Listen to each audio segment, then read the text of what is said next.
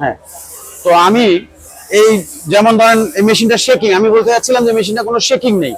আপনি দেখেন এই মেশিনটা চলতেছে, এত বড় একটা মেশিন। আপনি তো জানেন ডিজিটাল প্রিন্ট এমন একটা জিনিস যে ডিজিটাল প্রিন্টিং এর রেজুলেশন যদি রাখতে হয়, সুন্দর রাখতে হয়, তাহলে অবশ্যই মেশিনকে স্মুথলি চলতে হবে এবং যাতে শেকিং না হয়। শেকিং হলে রেজুলেশন নষ্ট হয়। বাট এই মেশিনের বেস এত স্ট্রং যে আপনার শেকিং হয় না, যার কারণে কোয়ালিটি আপনি প্রম্পট কোয়ালিটি পাবেন। 2 যে কোয়ালিটি পাবেন অন্যান্য মেশিনের 3-4 অলমোস্ট সেই করে।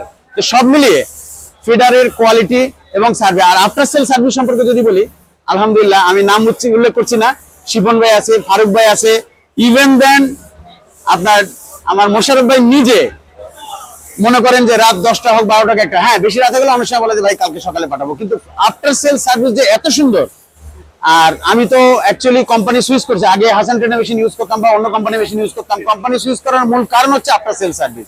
বাট আফটার সেল সার্ভিসে আমি ডিসিএ টেকের মতো আসলে আলহামদুলিল্লাহ আমি পাইনি কারো কাছে। এবং আমার কোম্পানির টোটাল মেশিন, আমার ডিজিটাল মেশিনটা যেটা নতুন নেওয়ার কথা হচ্ছে, এটাও ডিসিএ টেকের। আমার ডিটিএফ মেশিন ডিসিএ টেকের, আমার টোটাল সাবলিমেশন ডিসিএ টেকের, আমার রোলার মেশিন ডিসিএ টেকের। সো এক কথাই ডিসিএ টেকের সাথে আমি খুব স্বাচ্ছন্দ্য বোধ করে কাজ করে। আশা করি আমার কথাগুলো আপনারা বুঝতে পারছেন। Thank you. আসসালামু আলাইকুম।